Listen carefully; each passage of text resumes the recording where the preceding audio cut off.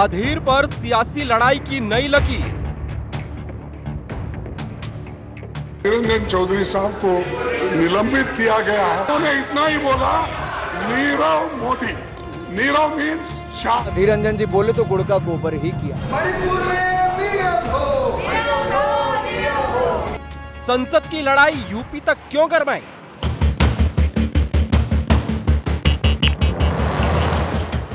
और आज जो पहचान बन गई है वो नफरत, भ्रष्टाचार, बेरोजगार और महंगाई से। 14, 17, 19, 22 और फिर चिंता मत करो, 24 में खाता भी नहीं खुलने वाला है। मध्य प्रदेश में चुनाव तो दलितों से प्यार।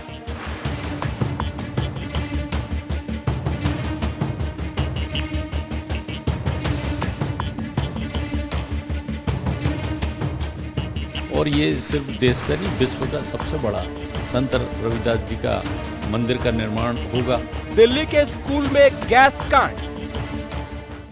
आज की पहली खबर अधीर रंजन चौधरी को लेकर होगी। क्या अधीर को लेकर देश की सियासत में नई लकीर खींची जाएगी? दूसरी खबर हम आपको दिखाएंगे उत्तर प्रदेश की, जहां विधानसभा में अखिलेश और योगी के बीच 2024 को लेकर जबरदस्त जंग नजर आई।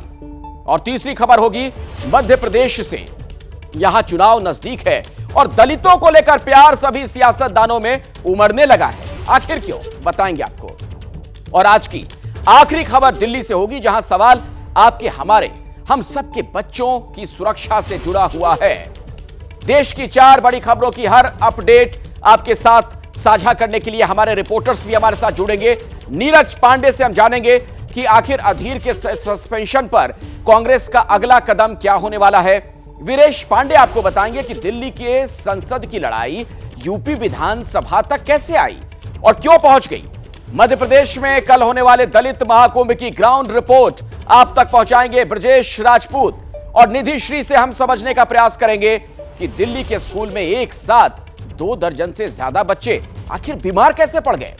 तो आइए शुरुआत करते हैं अभी की सबसे बड़ी खबर के साथ।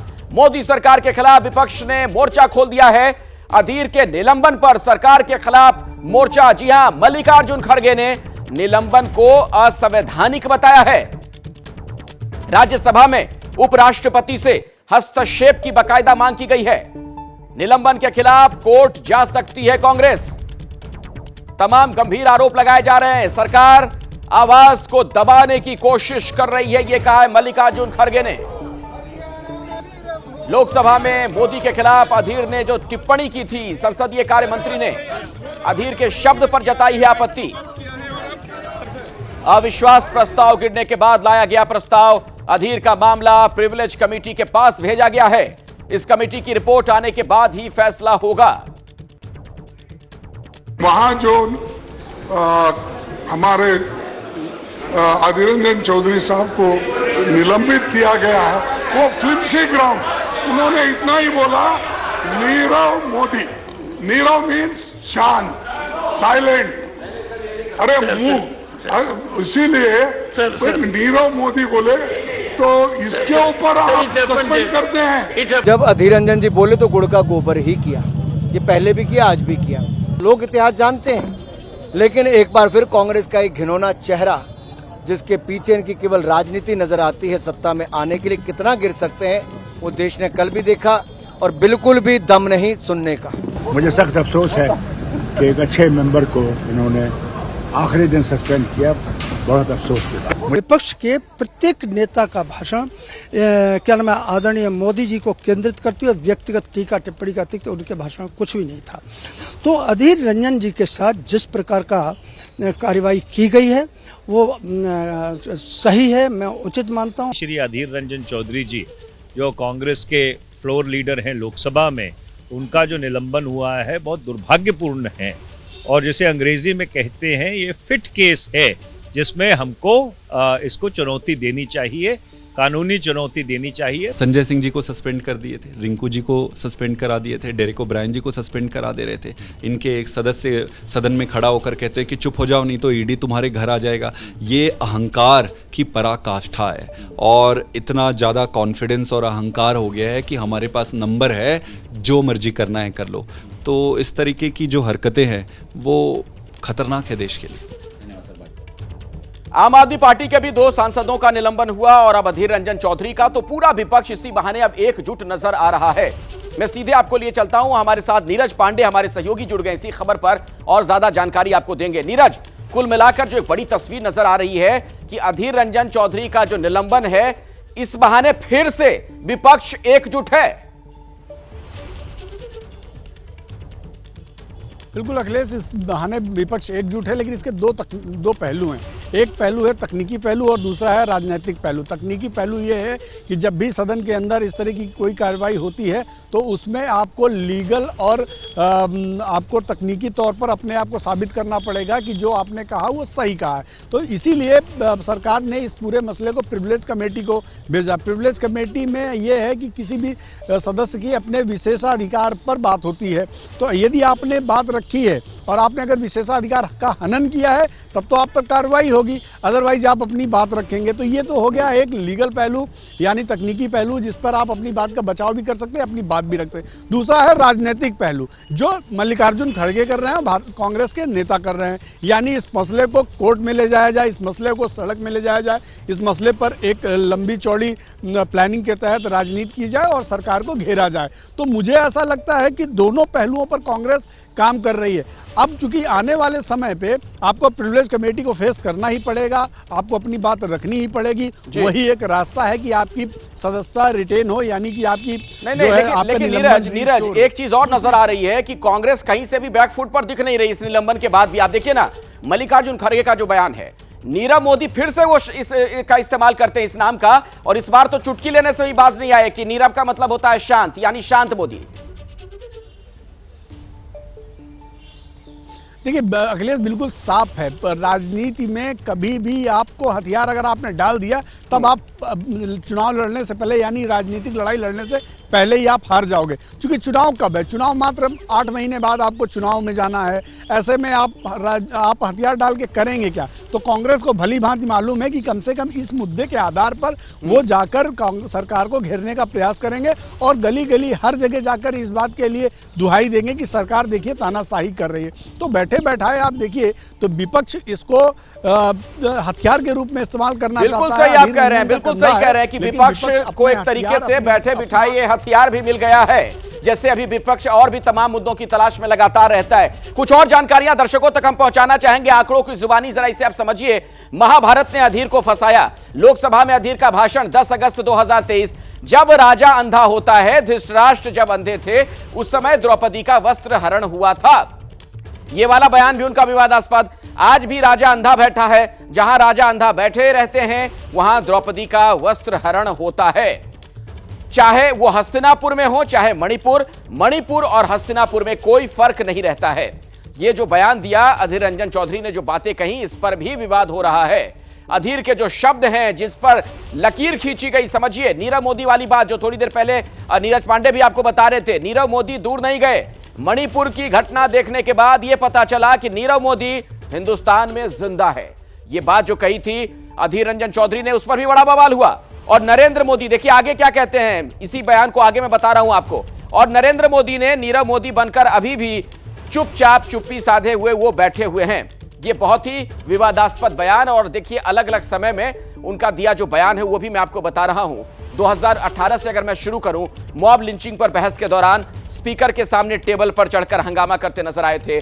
2019 की घटनाएं याद कीजिए जरा आप। एनआरसी पर बयान देते हुए मोदी शाह भी बाहरी हैं, गुजरात से दिल्ली अवैध तरीके से आए हैं, यह बात वो कह गए थे अधीर रंजन। विवादों के चौधरी से जरा मिलिए।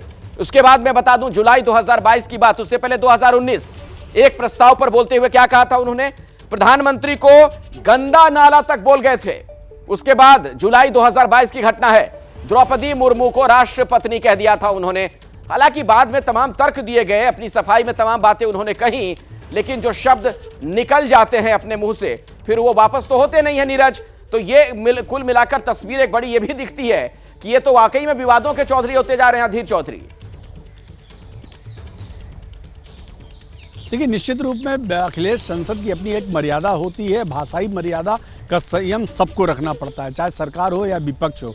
और संसद में हर वर्ड के लिए अपनी एक कह सकते हैं सीमा तय की गई कि आप इसके लिए क्या शब्द इस्तेमाल करें। देश के प्रधानमंत्री के रूप में नरेंद्र मोदी सरकार का सिर्फ नेतृत्व नहीं कर रहे हैं, बल्कि 130 करोड़ भारतीयों का नेतृत्व कर रहे हैं, ऐसा भारतीय जनता पार्टी का मानना है और ये है भी। ऐसे में यदि आप अपनी संसद में सामने के नेता पर शब्दों का चयन अगर सही से नहीं करेंगे तो ऐसी समस्याएं आती हैं।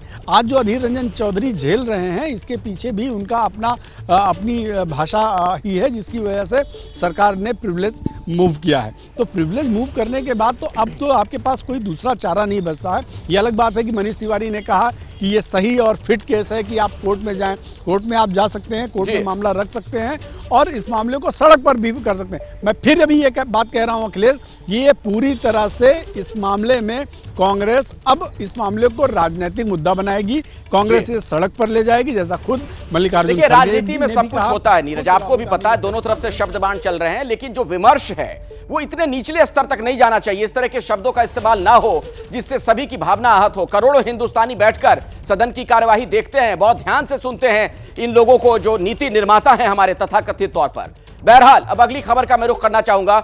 यूपी विधानसभा में मॉनसून सत्र का आखिरी दिन, सीएम योगी और अखिलेश के बीच वार पलटवार। दिल्ली यूपी की इंजन आपस में टकरा रही है। अखिलेश यादव ने जो बातें कही हैं वो भी मैं आपको बता रहा हूं। योगी आदित्यनाथ ने कहा कि 24 में खाता भी नहीं खुलेगा। योगी का अखिलेश पर चांदी की चम्मच वाला तंज भी हुआ है। गरीब, किसान, दलित का दर्द ये क्या समझेंगे, ये कहते हुए योगी आदित्यनाथ ने चुटकी ली है। 2024 में समाजवादी पार्टी का खाता भी नहीं खुलेगा, ये तक कह गए योगी आदित्यनाथ। तो बहुत ही तीखी बहस हुई है। अखिलेश यादव के बारे में उन्होंने यहां तक कहा कि चांदी का चम्मच लेकर पैदा होने वाले ये लोग हैं।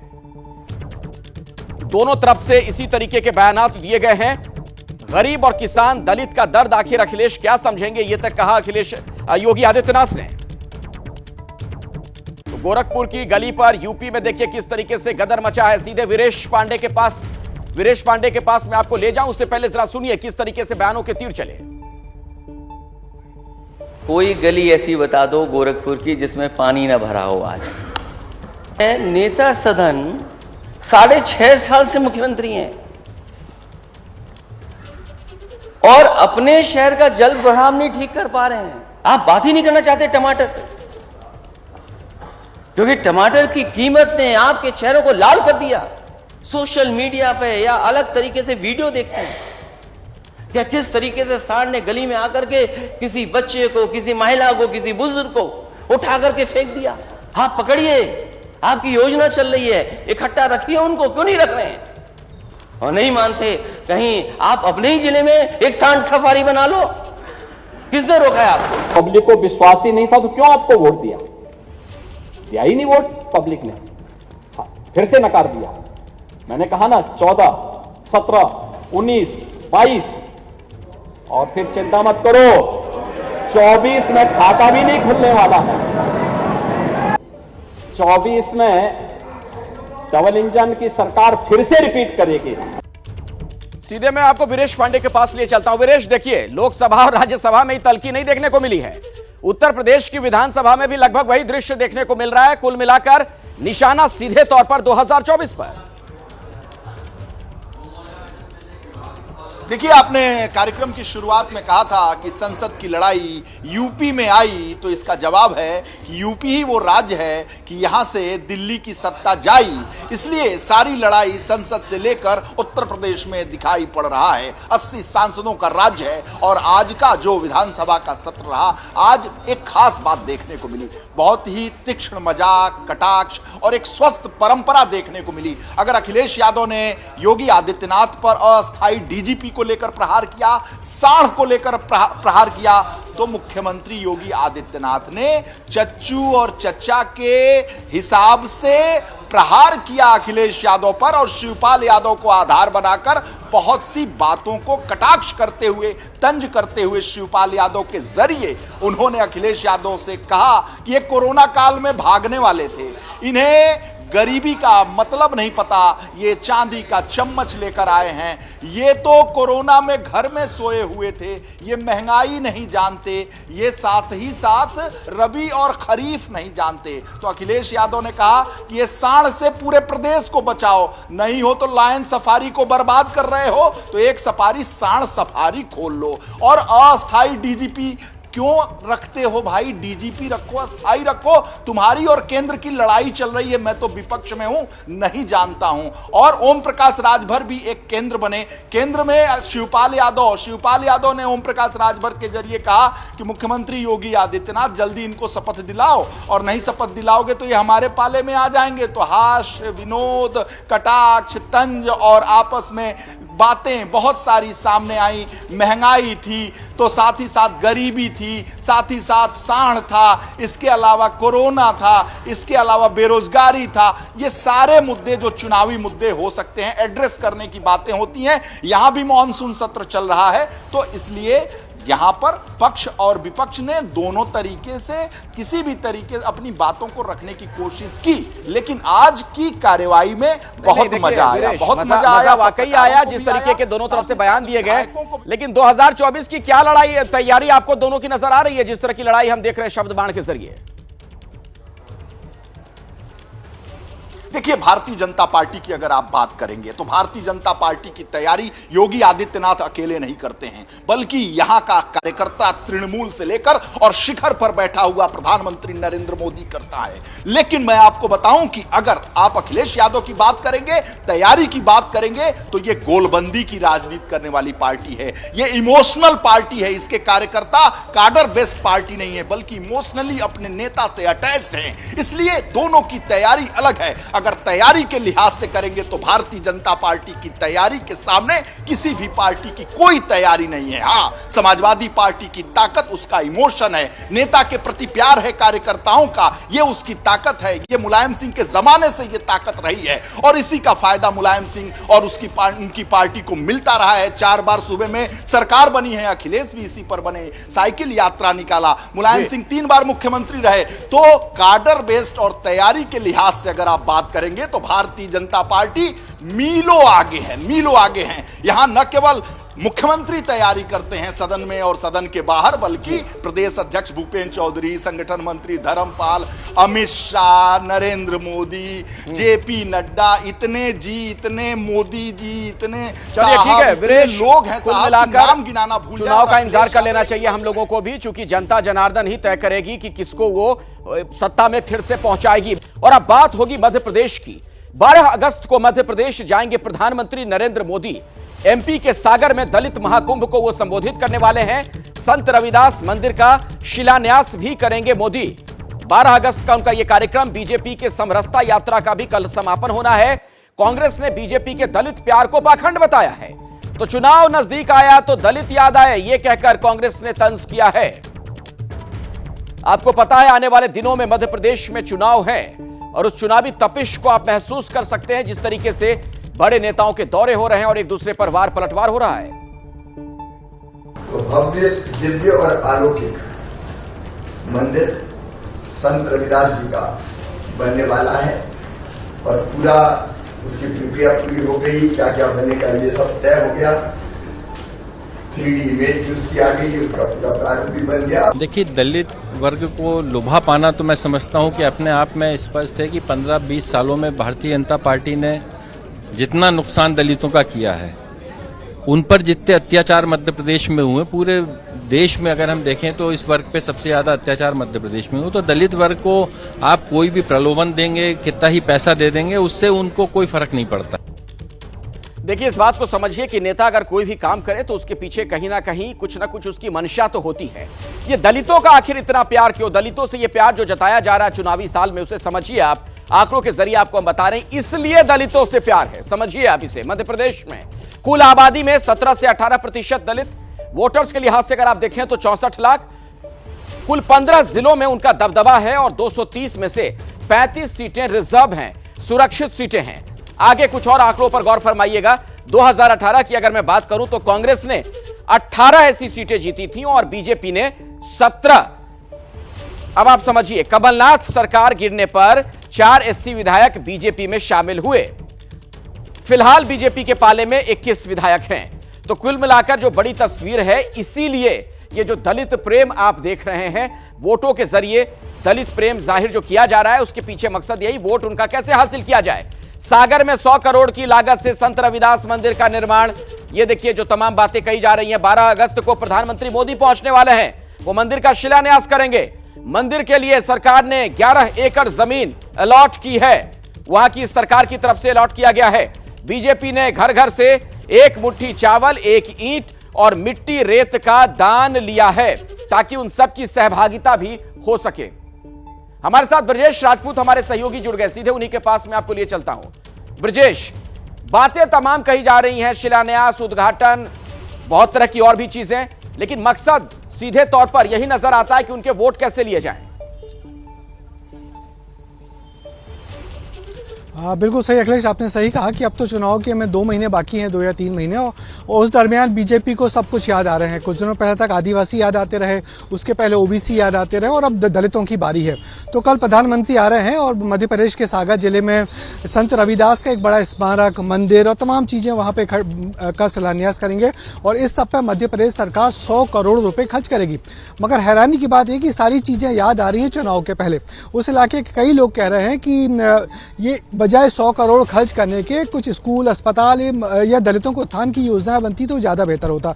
मगर राजनीति तो राजनीति की तरीके से चलती है। तो वही बात है, शिवराज सिंह चौहान लगे हुए हैं कि किसी तरह दलित, आदिवासी, ओबीसी कोई वोटर छूटना नहीं चाहिए। और मध्य प्रदेश में फिर से, पिछले चुनाव में तो उनकी सरकार नहीं बन पाई थी, मगर अब जो 2023 का चुनाव है, इस बार उनकी सरकार बन जाए, इसलिए किसी दलित वोटरों पर इस बार खास निशान है। क्योंकि पिछली बार उनको दलित वोटर्स नाराज होकर चले गए थे और बसपा का बहुत बड़ा वोटर वर्ग शिफ्ट हो गया था कांग्रेस के दरमियान। तो उसलिए कांग्रेस की सीट अचानक बढ़ गई थी, 18 सीटें पाई थी उन्होंने, और बीजेपी की 17 थी। जबकि और हुआ वही था कि आदिवासी और दलित जब कांग्रेस की तरफ चल गए तो कांग्रेस की सरकार बढ़ गई थी। और इस बार बीजेपी चूंकि बहुत जमीनी पार्टी है और कोई कमी कोर कसर नहीं छोड़ना चाहती, तो खूब बड़े पैमाने पर दलित वोटरों को लुभाने की योजना बनाई है। मध्य प्रदेश में अभी कल समरसता यात्राओं का समापन होगा। ये समरसता यात्राएं वो थी जहाँ पे संत रविदास के जूते की पादुकाएं और यात्राएं निकली गई थी, और उन्हीं जगहों से यात्राएं निकली थी जहां पे दलित वोटर का बहुत बड़ा वर्ग है। तो कुल मिला के बीजेपी कोई कसर नहीं छोड़ रही दलित वोटरों को लुभाने के लिए। और कल इस सब में प्रधानमंत्री स्वयं आ रहे हैं, वहां वो शिलान्यास तो करेंगे, एक बड़ी रैली भी करेंगे, जिसमें प्रशासन को उम्मीद है कि 1-1.25 लाख दलित समाज के लोग वहां आएंगे और प्रधानमंत्री को सुनेंगे। और दूसरे खेमे में क्या हलचल है, क्योंकि कांग्रेस वाले भी तो हाथ पर हाथ धरे बैठे नहीं होंगे, उनकी भी कोशिशें चल रही होंगी कि कैसे साधा जाए इन वोटर्स को। हाँ बिल्कुल, कांग्रेस भी अपनी पूरी तैयारी कर रही है। कमलनाथ जो हैं वो भी बहुत ग्राउंड पर बहुत काम कर रहे हैं, और पिछली बार जिस तरीके से दलित, आदिवासी और ओबीसी सब उनके पक्ष में आए थे, तो इस बार पूरी कोशिश है कि दलित समाज के लोग उनके साथ फिर जुड़ सकें, आदिवासी समाज के लोग उनके साथ फिर जुड़ सकें। तो कांग्रेस लगातार कुछ आंदोलन और बार बार इस चीज़ को बता रही है कि जो मध्य प्रदेश है दलित एट्रोसिटीज़ में बहुत आगे है, और एनसीआरबी के आंकड़े की बार बार गुणगान करते हैं और बताते हैं कि बीजेपी के लोगों ने किस तरीके से दलित एट्रोसिटीज़ को बढ़ावा दिया है। तो कुल मिला के वार प्रतिवार दोनों तरफ से चल रहे हैं, और कांग्रेस बार बार कह रही है कि दलितों को उत्थान की सबसे ज्यादा योजनाएं यदि किसी पार्टी ने बनाई हैं तो कांग्रेस ने बनाई हैं। और कमलनाथ इस बात को लेकर बहुत जा रहे हैं और जगह जगह जाके छोटे छोटे सम्मेलन कर रहे हैं, समाज के छोटे छोटे सम्मेलन कर रहे हैं। बस यही बड़ा फर्क है कि बीजेपी शिवराज सिंह चौहान के भरोसे है, जो बड़ी रैलियां करते हैं रोज और बड़े पंडाल लगाते हैं, और कमलनाथ और उनके कांग्रेस छोटी छोटी जनसभाएं करके छोटे छोटे जो जाति वर्ग है उनके आ गया है। तो दलित हर कोई कर रहा है, लेकिन मेरे जहन में एक सवाल है, मुझे लगता है दर्शकों तक भी आपको जानकारी पहुंचानी चाहिए कि दलितों पर अत्याचार के लिहाज से अगर हम मध्य प्रदेश को देखें तो कहां है।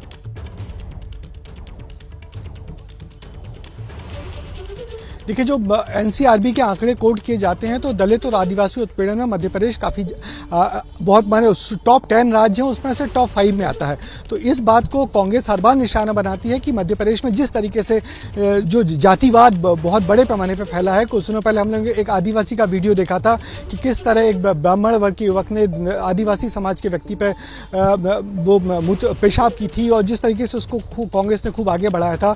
मुख्यमंत्री ने उसको अपने तरीके से उसको पैचअप करने की कोशिश की थी, उसके पैर धोए थे। ऐसी दलित समाज के लोगों के खिलाफ उत्पीड़न की घटनाएं मध्य प्रदेश में लगातार आती रहती हैं और कुछ ना कुछ दिन में नए नए वीडियो सामने आते रहे। इसकी बड़ी वजह यह है कि बीजेपी और कांग्रेस नहीं बल्कि मध्य प्रदेश में जातिवाद इतना नीचे तक फैला हुआ है कि कई इलाकों में तो घनघोर जातिवाद चलता है, चाहे वो बुंदेलखंड का एरिया हो, विंध्य का एरिया हो या ग्वालियर चंबल का इलाका हो। मगर सबसे बड़ी बात यही कि पिछली बार जो बसपा का वोटा था वो कांग्रेस की तरफ शिफ्ट हो गया था, जिसके चलते कांग्रेस को काफी ज्यादा सीटें मिल गई थी। और इस बार भी ये है कि ये जातिवाद का जो जहर है ये बोने का काम भी नेता ही करते हैं। बहरहाल बहुत बहुत शुक्रिया इस जानकारी के लिए आपका। आप जुड़े रहिए हमारे साथ। अब दिल्ली से आ रही बड़ी खबर का मैं रुख करना चाहूंगा।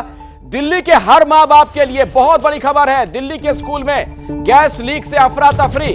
नारायणा इलाके में एमसीडी स्कूल में गैस लीक होने की सूचना है। गैस लीक की वजह से 24 बच्चों की हालत खराब हो गई। इन बच्चों को तत्काल अस्पताल में भर्ती करवाया गया है। तो दिल्ली के हर मां बाप के लिए इस लिहाज से बड़ी खबर, क्योंकि आप अपने बच्चों को जब स्कूल भेजते हैं उनके भविष्य के निर्माण के लिए तो आप निश्चिंत होकर उन्हें भेजते हैं, लेकिन अगर स्कूल में इस तरीके का हादसा हो जाएगा तो सोचिए ये कितनी बड़ी चिंता की बात है। नारायणा इलाके में एमसीडी का ये स्कूल जहां पर गैस लीक होने की वजह से 24 बच्चों की हालत खराब हो गई। जानकारी जो बच्चे बता रहे हैं कि उनका लंच टाइम था, उसी समय एक गैस की कुछ स्मेल आनी शुरू हुई और धीरे धीरे वो स्मेल इतनी बढ़ी कि उन सब बच्चों को उल्टी और घबराहट होने लगी। नगर निगम को देखना चाहिए कि ऐसा कारण क्यों है, इसकी एक अच्छी जांच भी होनी चाहिए और जो दोषी उनके खिलाफ कार्रवाई होनी चाहिए। इस वक्त मेरे साथ निधि श्री हमारी सहयोगी जुड़ गई हैं। निधि, क्या जानकारी और मिल पा रही इस घटना को लेकर, और उन बच्चों के माता पिता से भी अगर बात हो पाई हो तो जरा बताएं। अखिलेश, देखिए घटना सुबह तकरीबन 10:30 से 11 बजे के बीच की है, जब दिल्ली के एमसीडी स्कूल निगम प्रतिभा विद्यालय है, ये एमसीडी का स्कूल है। 5वीं तक के बच्चे यहाँ पर पढ़ाई करते हैं। आज सुबह भी नॉर्मल हर दिन की तरह बच्चे पढ़ने आए हैं और इस वक्त मैं फर्स्ट फ्लोर पर हूँ और जो जानकारी दोनों तरफ से दी गई है ये मैं साझा करूँगी। एक बार ज़रा मैं अपने सहयोगी से कहूँगी प्रवीण से कि वो चलते जाए। दरअसल ये टॉप फ्लोर पर जो बच्चे पढ़ाई कर रहे थे, 3rd, 4th और 5th स्टैंडर्ड के बच्चे थे, वो सारे बच्चे, आप मुझे रोकिए मत प्लीज़, आप आइए ऊपर। 3rd, 4th और 5th स्टैंडर्ड के जो बच्चे थे वो ऊपर फर्स्ट फ्लोर पे पढ़ाई कर रहे थे और वही बच्चे बीमार पड़े हैं। टीचर्स का कहना है कि बगल से, आराम से, बगल से ये इस रास्ते से अगर, हालांकि मुझे रेलवे ट्रैक यहाँ नज़र नहीं आ रहा है, टीचर्स कह रहे हैं कि बगल में कोई रेलवे ट्रैक गुजरती है, ट्रेन गुजरती है और अचानक से एक केमिकल की हवा आती है और उस हवा में, यानी हवा में इस तरीके से वो जहरीला केमिकल था जिससे बच्चे जो है वो बीमार पड़ गए। यहाँ रेलवे ट्रैक है मैडम, एक सेकंड में सारी बातें, मैडम एक मिनट। तो आप ना, या तो मुझे नहीं बोलने दे रहे, आप खुद नहीं बोल पा रहे। ठीक है, नीचे आइए ज़रा। ये रेलवे ट्रैक को लेकर कहा जा रहा था कि रेलवे ट्रैक से कोई केमिकल आया और केमिकल से बच्चे बीमार पड़ गए। दूसरा, टीचर्स के अलावा जो पेरेंट्स हैं वो बता रहे हैं कि मिड डे मील में कोई ऐसा खाना था जिसको खाने से बच्चे बीमार पड़ गए। अब सवाल ये है कि यहाँ मिड डे मील का खाना बनता नहीं है, बाहर से आता है और मिड डे मील का जो सैंपल है उसको जांच के लिए भेज दिया गया है। पुलिस यहाँ बड़ी संख्या में मौजूद है। इसके अलावा टीचर्स भी यहाँ हैं जो सुबह से परेशान हैं और टीचर्स यहीं पर आपको नजर आएंगे दूसरी कॉरिडोर की तरफ। बात करने से फिलहाल टीचर्स मना कर रहे हैं। अगर मैं इनके पास जाऊँ माइक लेकर तो ये कुछ भी बात नहीं कर पाएंगे। ये टीचर्स हैं और सारे बच्चे जो है वो अब यहाँ से जा चुके हैं। 23 बच्चों की संख्या है जो बीमार पड़े हैं। जल्दी से नीचे आइए प्रवीण, ये मैं आपको दिखाऊं कि बच्चों के जो बैग्स हैं, स्कूल बैग्स, वो नीचे रखे हुए हैं। बहुत मुश्किल से मैं ऊपर पहुँच पाई हूँ क्योंकि ये बार बार मीडिया के सामने आने से बच रहे हैं। ये बच्चों के बैग्स आपको नज़र आएंगे। ये वो बच्चों के बैग्स हैं जो बच्चे इस वक्त अस्पताल में हैं। RML में 15 बच्चे हैं और बाकी बच्चे नज़दीक के किसी अस्पताल में भर्ती हैं। सवाल 2 यहाँ पर उठ रहा है। एक तो ये कि बच्चों के मिड डे मील में क्या वाकई कोई ऐसी चीज़ थी, क्या टीचर्स ने पहले टेस्ट नहीं किया था जिस वजह से बच्चे बीमार पड़े। दूसरा ये कि रेलवे ट्रैक थोड़ी दूरी पर है और वहाँ पर इतनी जहरीली हवा थी जिससे टीचर्स बीमार नहीं पड़ते। सिर्फ फर्स्ट फ्लोर पर जहाँ पर सबसे पहले खाना सर्व किया गया वहाँ पर जो बच्चे हैं वो बीमार पड़ जाते हैं। क्या ऐसी स्थिति है? ये देखिए ये रास्ता, लेकिन सारे गेट्स बंद कर दिए गए हैं। यानी आपने जो बात कही वही मैं भी सोच रहा था कि आखिर ऐसी कौन सी हवा चल जाएगी रेलवे पटरी की तरफ से कि सिर्फ बच्चे ही बीमार उससे होंगे। ये तो कुछ बड़ा घपला लग रहा है। मिड डे मील वाली बात जो आप कह रही हैं उस बारे में कुछ और जानकारी मिल पाई है क्या? कहीं ऐसा तो नहीं कि बच्चों को जो खाना परोसा गया वही विषैला था?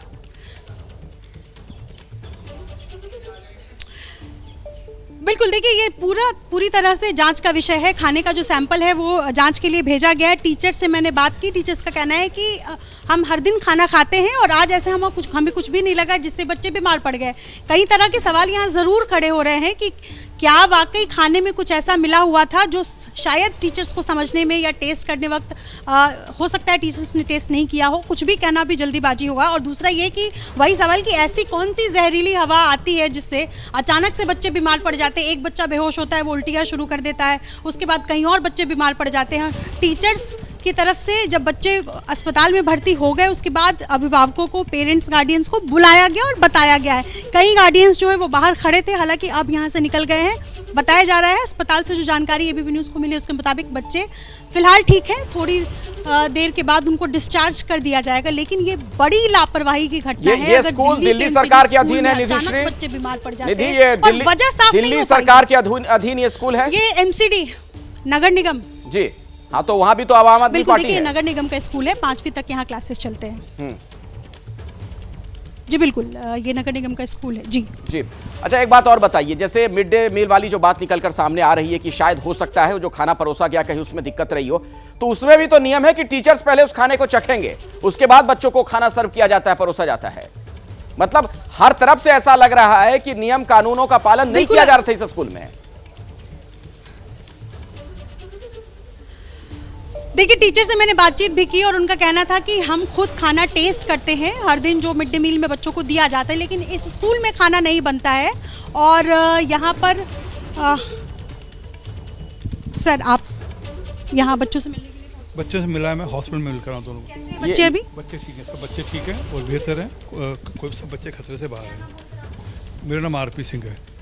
ये आरपी सिंह है जो इस वक्त यहाँ पर पहुँचे हैं और ये बीजेपी के नेता हैं जो यहाँ पहुँचे हुए हैं। बच्चे हालांकि यहाँ पर नहीं है, टीचर से मिलने के लिए पहुँचे हैं और कुछ स्टूडेंट्स बाहर हैं। और इस स्कूल में इतनी गंदगी अखिलेश कि कहीं चूहे वहाँ बोरी में मरे हुए मुझे नजर आए हैं। बात करिए, वो बीजेपी के नेता जो आरपी सिंह वहाँ भी हमें नजर आए, प्रवक्ता हैं, अक्सर हमारे साथ स्टूडियो में भी होते हैं, वो उनसे जरा पूछिए तो सही, उन तक क्या जानकारी पहुंची है इस घटना को लेकर, वो क्या कहना चाह रहे हैं?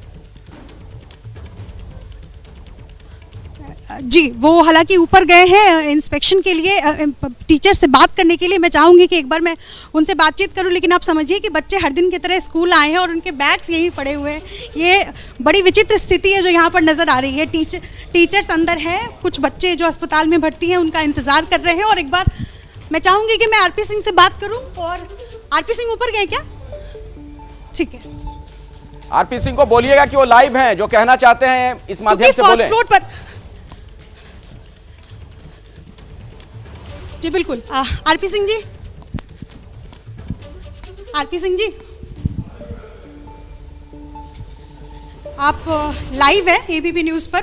आप बताएं कि आपको क्या जानकारी मिली है अस्पताल से? नहीं, बच्चे ठीक हैं सारे, पर मैं ये जो गैस की चोरी चली, ये मकान है सामने, ये सारे मकान है। बोलिए अपने कैमरे में दिखाएगा जी, ये मकान है, इन मकानों में किसी को कुछ नहीं हुआ, इसी हाइट पे है। पर गैस हो तो इन मकानों में क्यों छूट जाए जी, और हवा में कुछ हो तो ये मकान कैसे छूट जाएंगे? तो ये मुझे थ्योरी गैस की नहीं समझ लग रही। ये कहीं ना कहीं फूड अडल्ट्रेशन का मामला है। कहीं कहीं खाना गड़बड़ हो गया, कुछ किसी सारे स्कूल का नहीं हुआ, एक क्लास में कुछ गड़बड़ हो गया, कुछ बाल्टी में, पतीले में, कहीं ना कहीं कुछ हुआ है।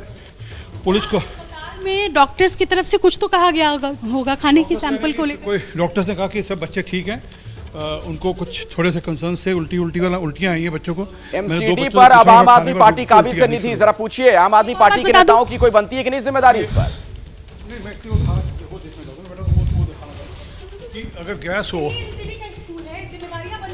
वो जिसकी मर्जी, मैं इसमें राजनीति की बात नहीं है। अब बताइए, ये बीच में मकान, इतने सारे मकान हैं, रेलवे लाइन उसके आगे और आगे है, तो कहाँ से हो गया जी? ये रेलवे लाइन है बीच में, ठीक है जी। अब उधर भी कहीं गैस नहीं, इधर भी कहीं गैस नहीं, तो ये बीच में मकानों पे गैस क्यों नहीं हुई? असर होगा। मुझे जो कैमरे पर सब कुछ स्पष्ट है अखिलेश, देखिए कैमरे में कहीं भी रेलवे ट्रैक नजर नहीं आ रहा है इतनी। और अगर ये वाकई बड़ा सवाल है कि इतनी बड़ी घनी बस्ती है इस इलाके में, और क्या बस्ती में कोई बाकी बच्चे बीमार नहीं पड़े? अचानक ऐसी कौन सी जहरीली हवा है जो सिर्फ यहाँ फर्स्ट फ्लोर पर, जहाँ पर बच्चों को सर्व किया गया था थोड़ी देर पहले मिड डे मील, और वो बच्चे बीमार पड़ जाते? ये जहरीली हवा का मामला नहीं है, ये मामला मुझे जो लगता है ये जांच का विषय पर मैं मतलब इसलिए मैं जंप नहीं करना चाहता। मुझे जो मोटी बात लगती है कहीं ना कहीं जो थाली में है। बहुत बहुत शुक्रिया हमारे साथ जुड़ने के लिए आपका, और भी हमारे तमाम संवाददाताओं का बहुत बहुत धन्यवाद। लेकिन दिल्ली की घटना कई सवाल अपने पीछे छोड़ गई है और आम आदमी पार्टी जो कि अब एमसीडी पर काबिज है उसे इसका जवाब देना चाहिए।